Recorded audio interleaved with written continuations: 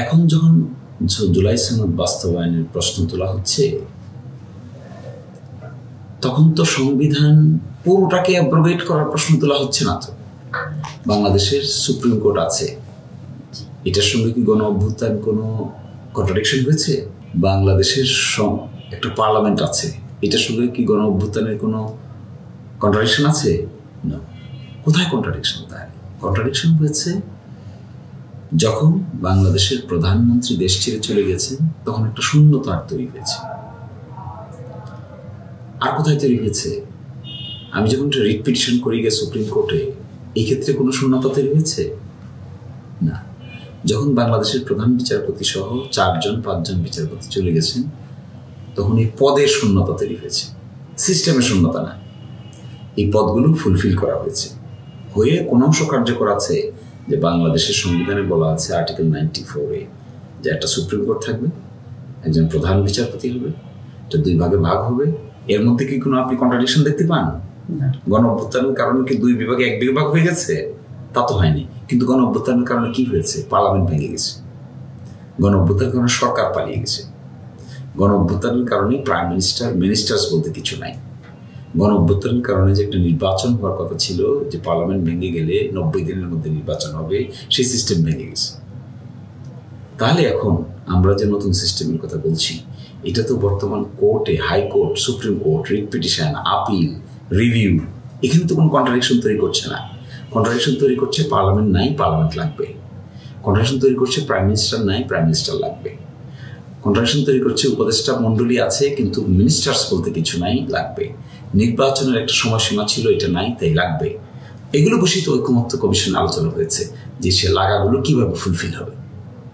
এটা যখন এখন বাস্তবায়নের প্রক্রিয়া আসছে, তখন যদি আপনি বলেন যে এটা হলো 106 অনুচ্ছেদের সরকার, তাহলে গণ অভ্যুত্থানের সরকার না হলে ওই ভ্যাকুয়ামগুলো কি করে ফুলফিল করবেন? 106 অনুচ্ছেদের সরকার তো এটা ফুলফিল করতে পারবে না। শুধুমাত্র গণ অভ্যুত্থানের সরকার ওই ভ্যাকুয়াম সৃষ্টি হয়েছে জায়গাগুলোকে। এই জন্য তো আমরা বলেছিলাম যে ততটুকু বিধান প্রাধান্য পাবে যতটুকু সংবিধানের সঙ্গে সাংঘর্ষিক নয়। যেটা সংবিধানের সঙ্গে সাংঘর্ষিক, এটাই তো প্রাধান্য পাবে সনদ। আর যেটা সাংঘর্ষিক নয়, সেখানে তো সনদ প্রাধান্য হওয়ার কোনো প্রয়োজন নাই। এটা হয়েছিল 1977-এ, এটা হয়েছিল 1975 এরশাদ সাহেবের সময় হয়েছিল। আমরা বলেছিলাম যে ততটুকু প্রাধান্য পাবে যতটুকু এই প্রক্লেমেশনের সঙ্গে সাংঘর্ষিক নয়। তাহলে আমাদের সুপ্রিম কোর্ট তো সাংঘর্ষিক নয়। আমি যে মামলার কথা আপনি আমাকে বলেছেন, এই মামলা কি সাংঘর্ষিক? না। এখানে যে আমরা তত্ত্বাবধায়ক সরকারের মামলা নিয়ে আলোচনা করছি, এটা কি কোনো সংঘর্ষ তৈরি করছে? না। সংঘর্ষ তৈরি করছে যখনই আমরা পার্লামেন্টে ঢুকতে যাচ্ছি, তখন একটা সংঘর্ষ তৈরি করছে, কারণ নাই তো। আবার সংঘর্ষ তৈরি করছে যে আমি বলছিলাম ইন্টারেস্টিংলি যে ফেব্রুয়ারি মাসে নির্বাচন যে হওয়ার কথা বলা হচ্ছে, কিসের ভিত্তিতে?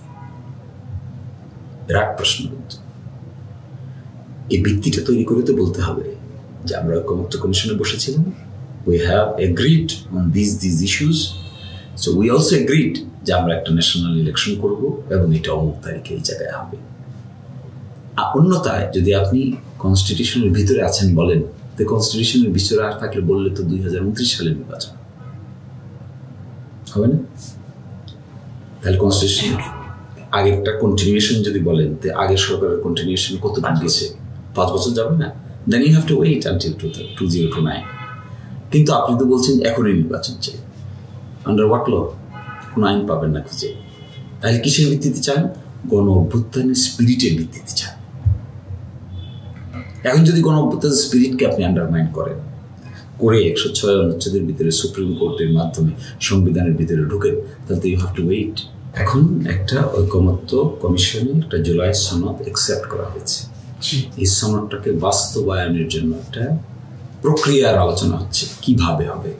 বিশেষ সাংবিধানিক আদেশ হবে, রেফারেন্সের মাধ্যমে হবে, রেফারেন্ডামের মাধ্যমে হবে, নাকি কনস্টিটিউয়েন্ট অ্যাসেম্বলি গঠন করে হবে, নাকি নির্বাচনের পরে নতুন পার্লামেন্ট হবে।